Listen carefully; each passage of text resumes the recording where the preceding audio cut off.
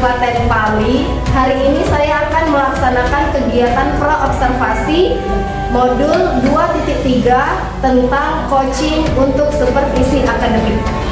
Saya sendiri, Mela Sari, yang di dalam video kali ini saya akan ditemani oleh rekan sejawat saya. Namanya adalah Ibu Fitri Ariesta, yaitu guru kelas 6 SD Negeri 8 Penumpang Utara yang akan menjadi objek pengamatan saya. Oke, baik, langsung saja kita akan memulai kegiatan pra-observasi ini. Selamat menyaksikan. Assalamualaikum warahmatullahi wabarakatuh, Bu Fitri. Bagaimana kabarnya Bu hari ini? Waalaikumsalam, alhamdulillah, luar biasa. Oke, Ibu Fitri, hari ini kita akan melaksanakan kegiatan pra-observasi. Di sini tujuannya agar Ibu Fitri setelah melaksanakan pembelajaran di kelas bersama murid, Ibu Fitri bisa menjadi lebih siap dan lebih percaya diri dengan berbagai hal yang sudah kita akan bahas nanti. Nah, pada kegiatan kali ini ada beberapa hal yang ingin saya tanyakan kepada Bu Fitri. Untuk pertanyaan pertama terkait dengan tujuan pembelajaran hari ini, Bu. Nah, tujuan pembelajaran hari ini seperti apa sih tujuan pembelajaran yang Ibu Fitri inginkan di dalam kelas? Oke, tujuan pembelajaran yang ingin saya capai pada pembelajaran nanti, saya berharap dalam kegiatan diskusi peserta didik mampu menyimak, mengenal tokoh dalam cerita serta alur dan unsur estetik dalam cerita yang akan dibacakan oleh guru dengan baik.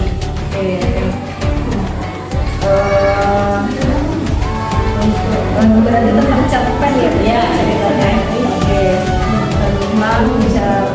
Berarti metode yang dipakai adalah metode diskusi ya, Bu? Iya. Nah, kalau untuk area pengembangannya, Ibu, area pengembangan apa yang hendak Ibu capai dalam proses pembelajaran nanti di kelas? Ya, jadi area pengembangan yang ingin saya capai di sini aku dapat memperdalam keterampilan siswa dalam membaca, menyimak, berbicara, mendengarkan, dan memahami serta meningkatkan keaktifan siswa dalam kegiatan diskusi. Jadi mereka akan langsung praktek diskusi ya, Bu ya, untuk mencapai keterampilan yang Ibu sebutkan tadi, yaitu membaca, menyimak, berbicara, mendengarkan, dan memahami. Nah, Ibu, kemudian yang ingin saya tanyakan lagi, strategi pembelajaran seperti apa nih yang Ibu sudah persiapkan untuk mencapai tujuan pembelajaran yang Ibu sebutkan tadi? Jadi sesuai dengan tujuan pembelajaran tadi, metode yang akan saya gunakan adalah diskusi. Kemudian strategi yang akan saya lakukan adalah mendesain pembelajaran yang kreatif, di mana di situ saya memasukkan unsur pembelajaran berdiferensiasi dalam proses pembelajaran dengan menggunakan pola kelompok yang heterogen, metode diskusi, dan dilanjutkan dengan presentasi. Berarti tadi sudah didesain pembelajarannya yang kreatif, memasukkan unsur diferensiasi, kemudian ada mereka presentasi. Bagus sekali itu ya, Bu Fitri. Jika boleh saya tahu, diferensiasi apa yang akan digunakan nantinya di dalam kelas? Kan yang kita ketahui diferensiasi itu ada banyak ya, Bu ya, ada pada konten, kemudian produk, proses, dan juga lingkungan. Nah, saya ingin tahu nih bagaimana yang ingin difokuskan. Oke, saya di sini lebih fokus pada proses dan produk ya. Jadi sesuai dalam kelompoknya akan saya amati, saya perhatikan bagaimana siswa menyelesaikan permasalahan mereka dalam kelompoknya, bagaimana mereka menyelesaikan tugas tadi dengan yang tugas mereka pilih. Oke, kemudian memberikan mereka kebebasan untuk menyelesaikan tugas mereka tadi. Berarti Ibu akan berfokus pada dua hal ya, Bu ya, di proses dan produk. Jadi Jadi disesuaikan dengan minat mereka nanti tugas di akhir. Oke kalau begitu. Nah, selanjutnya bagaimana dengan penilaiannya ya Bu ya, yang akan Ibu terapkan nanti di kelas? Untuk penilaian, saya akan mengambil teknik penilaian observasi sama penindakan. Oh, jadi dua ya. Observasi itu berarti yang dikritik proses tadi. Oke. Luar biasa sekali ya Ibu Fitri. Sepertinya mungkin cukup itu sharing kita pada hari ini. Yang saya ingin tanyakan cukup itu. Semoga nanti saat melakukan observasi di kelas, Ibu bisa melakukannya dengan baik, dengan maksimal, dan sesuai dengan alur pembelajaran yang sudah Ibu buat. Selain itu, semoga tujuan pembelajaran yang ingin Ibu capai dan yang Ibu harapkan bisa tersampaikan dengan baik kepada murid. Nanti kita akan bertemu lagi di proses observasi dan pasca observasi ya. Oke, nanti kita akan jadwalkan kapan itunya. Semoga Ibu selalu sukses mendidik anak-anak di kelas. Kalau begitu saya akhiri dengan Assalamualaikum warahmatullahi wabarakatuh. Baiklah, Bu, sama-sama. Waalaikumsalam warahmatullahi wabarakatuh. Oke.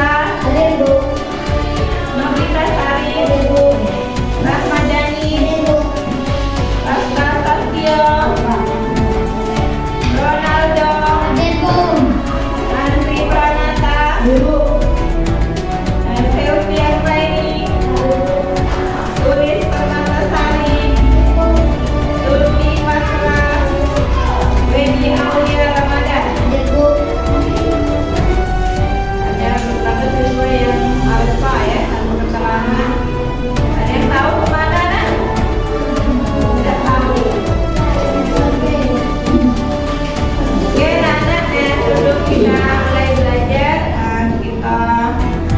Kita mulai refleksi dulu ya. Coba keluarkan kertas satu lembar. Kertas kosong ya. Ada beberapa pertanyaan yang akan Ibu ajukan. Kalian langsung jawab. Nanti kalian bisa baca jawaban itu. Kalian bisa renungkan ya yang kalian jawab tadi. Oke, kemudian pertanyaan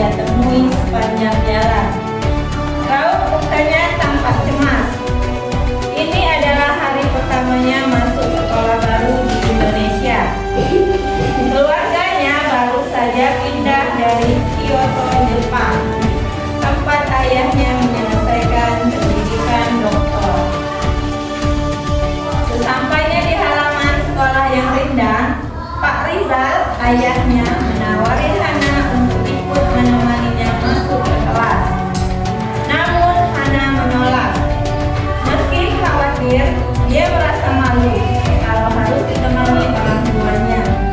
Di Kyoto, dia bahkan sudah berangkat pulang sekolah sendiri sejak kelas 1 SD. Hana, kamu anak pemberani, jangan khawatir. Anak-anak Indonesia ramah-ramah. Mereka pasti akan senang punya teman baru, kata ayahnya. Hana mengerti. Nanti ayah akan datang lagi menjemputmu ya. Ayah perlu pergi dulu ke tukang cukur. Rambut ayah sudah gondrong begini, tambah ayahnya sambil menekuk ya. Jarak rumah Hana dengan SD Negeri Gaharu hanya 500 meter, sehingga dia bisa berjalan kaki ke sekolah. Begitu masuk melewati gerbang sekolah, bel berdentang. Semua siswa berlarian masuk ke kelas masing-masing. Hana mencari kelas dengan lambang 6 di atas pintu. Begitu Hana masuk, guru Pertiwi, guru kelas 6 menyambutnya dengan senyum lebar. Ah, kamu pasti Hana. Ayo masuk. Ibu carikan tempat duduk dulu untuk meletakkan tasmu. Lalu berkenalan dengan teman-teman sekelasmu. Hana mengangguk malu-malu. Dia merasa seluruh pasang mata di kelas ini sedang menatapnya. Dia mendengar bisik-bisik meski tidak jelas apa yang mereka bicarakan. Dada Hana berdegup semakin kencang. Bu Pertiwi menyilakan Hana untuk berdiri di depan kelas dan memperkenalkan diri. Selamat pagi teman-teman, katanya sambil berkenalan. Kemarin Hana sudah berlatih di depan cermin. Ada tidak canggung mengucapkan kata-kata perkenalan dalam bahasa Indonesia?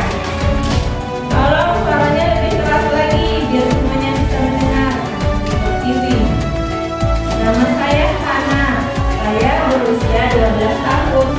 Saya pindah dari Kyoto, Jepang. Ayah saya baru menamatkan kuliahnya di sana.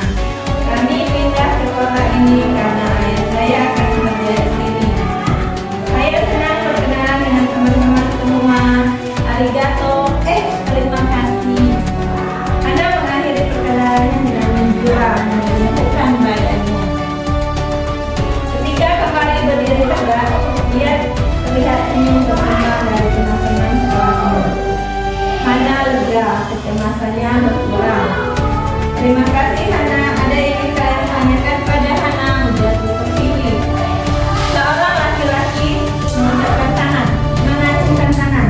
Kamu asalnya dari mana? Oh iya, namaku Arjuna, bisa dipanggil Juna. Teman-teman yang lain bersorak. Sepertinya Juna memang anak yang suka mencari perhatian.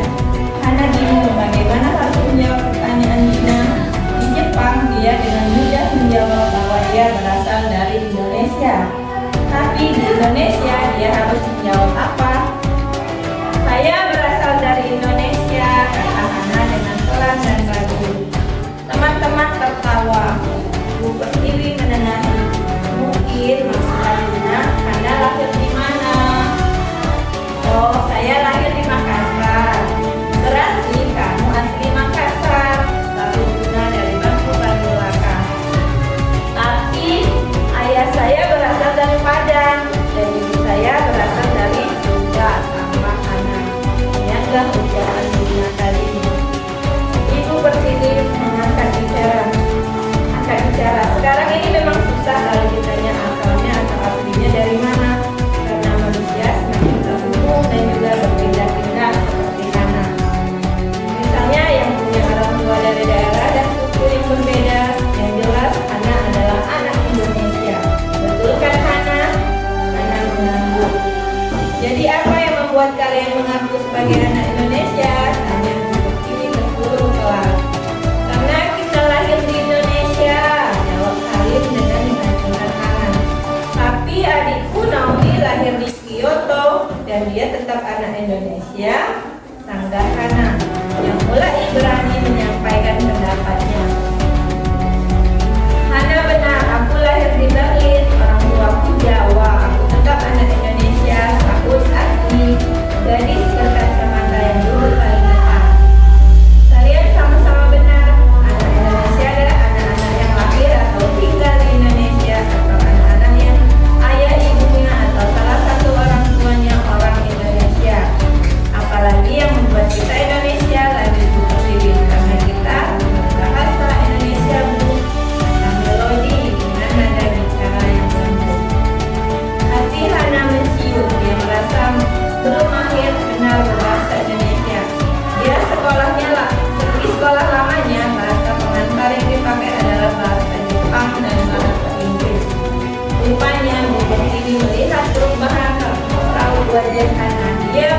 Hana menjelaskan apa yang menjadikan kekhawatirannya. Setelah mendengar curhatan hati Hana, Bu Pertiwi berusaha membesarkan hatinya. Setelah mendengar curhatan hati Hana, Bu Pertiwi berusaha membesarkan hatinya. Jangan khawatir, Bu, Agni ketika pindah ke kelas 2 juga belum lancar bahasa Indonesia. Tapi Bapak Ibu guru dan semua teman ikut membantu. Sekarang Agni sudah mahir bahasa Indonesia dan bahkan kumpulan cerpennya baru saja selesai. Agni tampak tersipu. Jangan khawatir Hana, nanti aku juga bisa ajari kamu bahasa Jawa di balik rumah. Seketika teriakan menggema. Tiba-tiba saling berteriak satu sepujukan segera. Hantu! Semua mata menoleh ke arah telunjuk saling. Hana melihat ada kepala botak yang muncul dan tenggelam dari balik jendela yang busennya dipasang tinggi. Khas arsitektur gedung peninggalan Belanda. Bu Pertiwi melangkah menuju pintu untuk melihat siapa yang ada di luar. Tidak mungkin ada hantu di siang bolong. Anak-anak itu menuju ke arah jendela. Ternyata itu adalah Pak Rizal, ayah Hana yang rambutnya sudah habis terkukur. Maaf Bu Pertiwi, saya mau menyusulkan oleh-oleh dari Jepang untuk teman-teman Hana. Tadi tidak sempat terbawa Hana karena dia terburu-buru. Pak Rizal berkata dari jendela. Hana baru sadar bahwa dia melupakan cendera mata yang sudah dia siapkan untuk teman barunya. Kelas kembali riuh. Hana mengedarkan kantung-kantung berisi permen wagasi dan sisir uge buatan tangan khas dari Tokyo. Hatinya menghangat karena teman-teman barunya memang ramah dan senang hati menerimanya sebagai penghuni kelas yang baru. Hana menyalangi temannya satu persatu dan mencoba menghafalkan nama mereka. Sampai di ujung kelas, siswa yang terakhir dia salami berkata, "Jangan sampai lupa nama Yuna." Oke, selesai. Itu tadi cerpen yang sudah Ibu bacakan. Menarik tidak? Apa tadi ceritanya tentang siswa baru? Dia pindahan ya. Siapa tadi namanya? Oke, tadi kita fokus ke penokohan ya. Penokohan. Coba. Tadi kan Ibu sudah suruh menyimak siapa saja tokoh yang ada di dalam cerpen ya. Coba siapa? Hana. Terus Riza. Ibu Pertiwi. Ibu siapa? Ibu Pertiwi. Siapa lagi? Ada Sali. Yuna.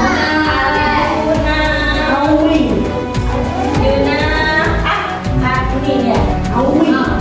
Agni dan Naomi dan lain. Kita fokus ke ini ya, yang muncul dari sana sering bicara atau apa. Jadi kita tahu karakter ya.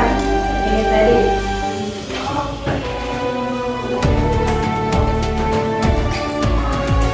Ya, tapi sebelumnya tadi pas kalian dengar cerita itu ada nggak kosakata baru yang kalian dengar yang belum pernah kalian dengar sama sekali?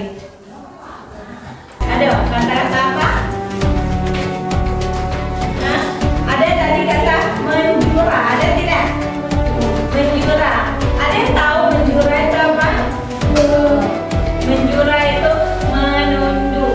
Menunduk yang kalau kita yang melewati orang yang lagi tua. Jadi ini itu menjura. Oke, sekarang dapat kosakata baru ya. Apa tadi? Menjura. Menjura menunduk sebagai tanda hormat pada orang yang lebih tua. Sekarang kita lihat lagi ke penokohan. Sekarang ini nama tokohnya. Nama tokoh. Terus sifatnya. Kita cari sifatnya. Dari cerita tadi. Hana. Ada yang tahu sifat Hana dan seperti apa? Pemalu.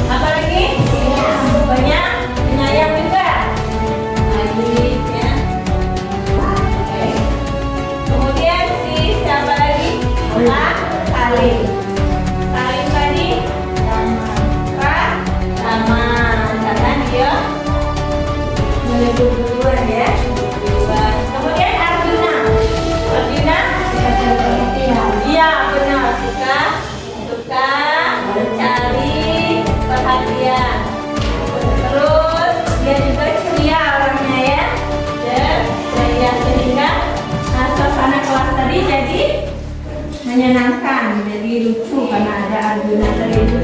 Jadinya teman-temannya teriak, kata Arjuna ngomong, setiap Arjuna ngomong mereka teriak, jadi berarti Arjuna ini ceria. Kemudian si Agni tadi yang pindahan dari Berlin, belum bisa bahasa Indonesia awalnya, tapi sekarang dia sudah mengeluarkan membuat cerpen ya. Berarti dia anaknya pintar, terus dia tadi malu-malu gak dia tadi mau membuka pertama kali? Malu. Oke, tuh. Nah ini namanya sifat dari penokohan. Dari tokoh tadi, dari cerita yang ada di cerpen tadi, kita bisa tahu sifat dari tokoh tadi. Tokoh utamanya tadi Hana ya.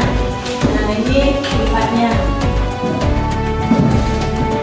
Dari mana kita tahu sifatnya tadi nak? Dari tindakannya di dalam cerita. Contohnya yang Arjuna tadi suka cari perhatian, tiba-tiba langsung nyeletuk ya. Ini katanya saya. Jadi dari tindakan kita tahu sifat dari tokohnya. Tindakan.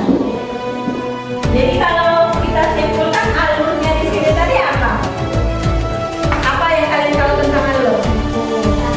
Alur campuran. Terus alur apa lagi? Maju. Alur apa lagi? Mundur. Dari cerita yang sudah ibu bacakan, alur apa yang tepat di situ? Campuran atau maju? Dari mana tahu kalau itu campuran? Oh, dia dulunya ada di Tokyo, tinggal di Jepang, kemudian dia ke Indonesia, pindah itu. Oke, berarti dia menggunakan alur campuran maju dan mundur. Ada yang ingin ditanyakan tentang penokohan tadi? Sekarang, nah ibu ada ini cerpen. Kalian nanti akan ibu bagi kelompok. Itu akan ibu kasih cerpen berdasarkan minat kalian, ada misteri, ada petualangan, ada dan lain sebagainya ya. Sekarang ibu bagi kelompoknya. Nah, ini coba kita lihat.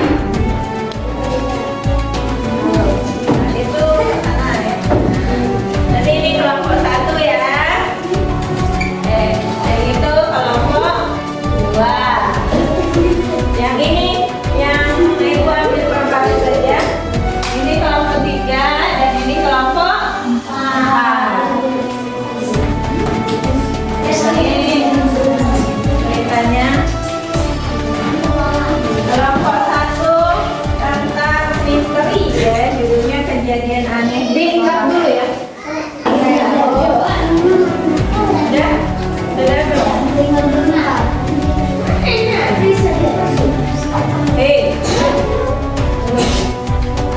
Ini kelompok 1 tentang misteri kejadian yang di sekolah.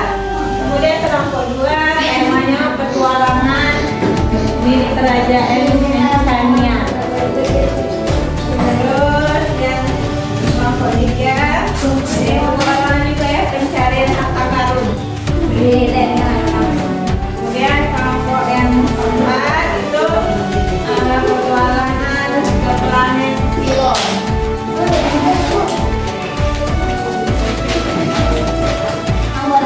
Karena kalian buat baca, kemudian kalian catat kelompoknya di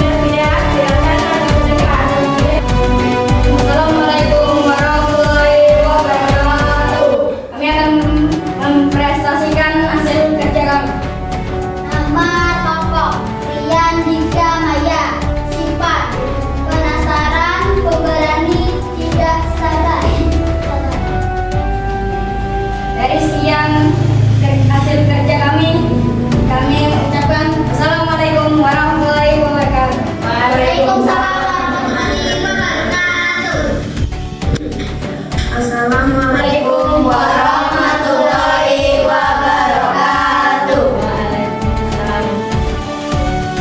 Perkenalkan, nama saya Hadisa Fitri dan teman-teman saya Citra Pralinta, Syarki Anggraini, Indrayati, Citra Kirana, dan Mary. Di sini kami akan mempresentasikan hasil kerja kelompok kami. Judul dari cerpen kami adalah petualangan di Kerajaan Enchantia. Di kerajaan di cerita ini ada beberapa tokoh yang akan kami sebutkan. 1. Maya. Sifat Maya adalah pemberani, penolong, baik, pantang menyerah. 2. Rian, pemberani, penolong, baik, dan pantang menyerah. Dika, pemberani, penolong, baik, dan pantang menyerah. 4. Ratu Astrid. Ratu Astrid, baik. 5. Malor, si penyihir jahat. Sifat Malor adalah jahat dan sangat egois. Dan itulah hasil kerja kelompok kami. Wassalamualaikum warahmatullahi wabarakatuh. Waalaikumsalam warahmatullahi wabarakatuh. Assalamualaikum warahmatullahi wabarakatuh. Kami akan mempresentasikan hasil kerja kami. Judul cerpen Pencarian Harta Karun di Pulau yang Terlupakan. Tokoh Maya, Rian, dan Dika. Maya, pemberani dan baik. Rian,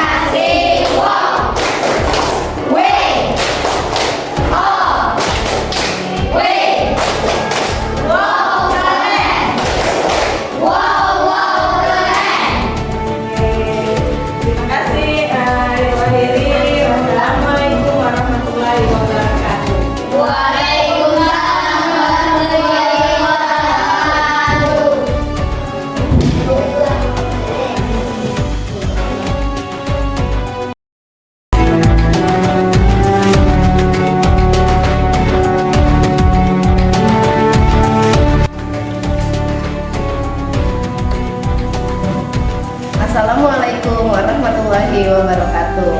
Saya Nela Sari, calon guru penggerak dari SD Negeri 8 Penokan Utara, Kabupaten Sakawi. Hari ini saya akan melakukan pasca observasi bersama rekan saya, Ibu Fitri Ariesa, guru atau wali kelas 6, dan juga hadir bersama kami pada hari ini pengajar praktik kami, Bapak Akmuluk SPDGR.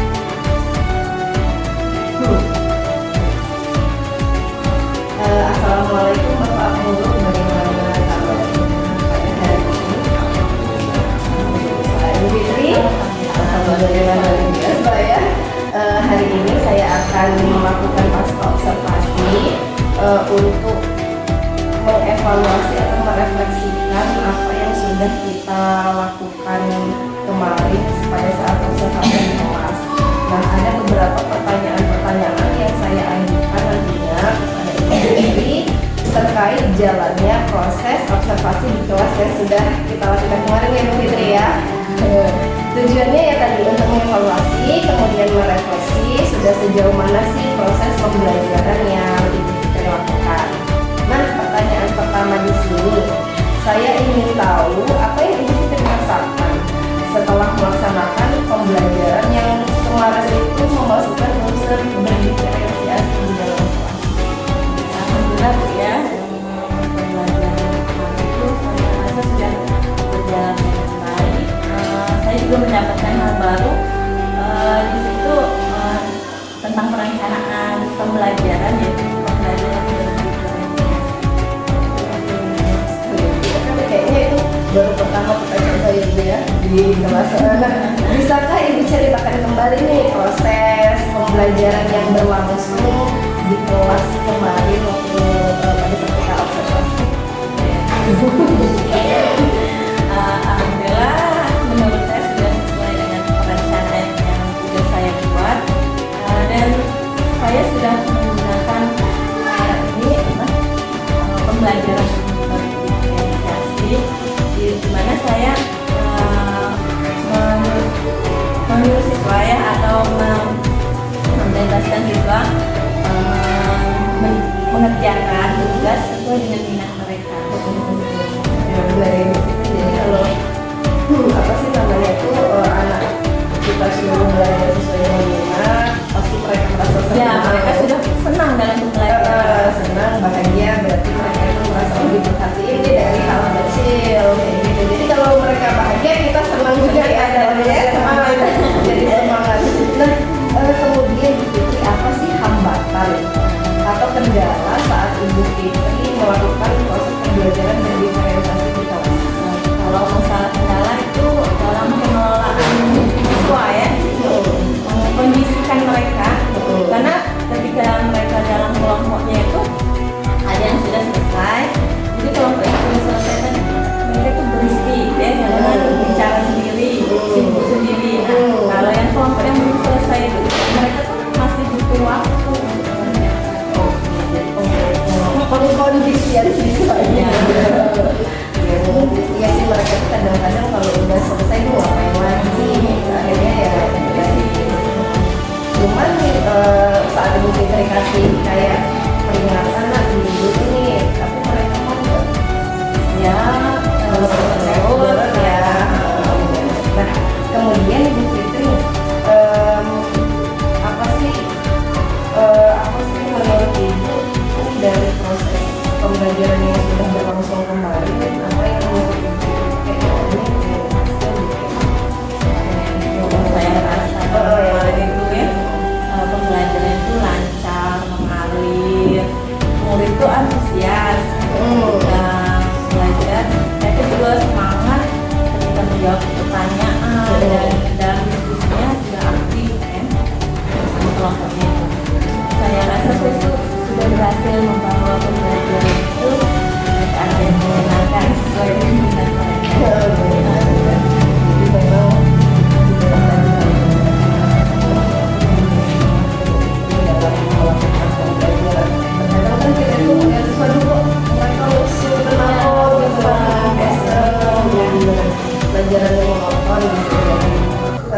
kemudian Ibu, apa sih hal positif yang udah Ibu lakukan selama proses pembelajaran? Kalau hal positifnya itu dalam penggunaan media ya. Jadi selain metode diskusi tadi membuat mereka lebih aktif lagi untuk belajar. Itu hal positif saya. Oke, ada hal lain Iya. ya selain daripada cuma sekedar Iya.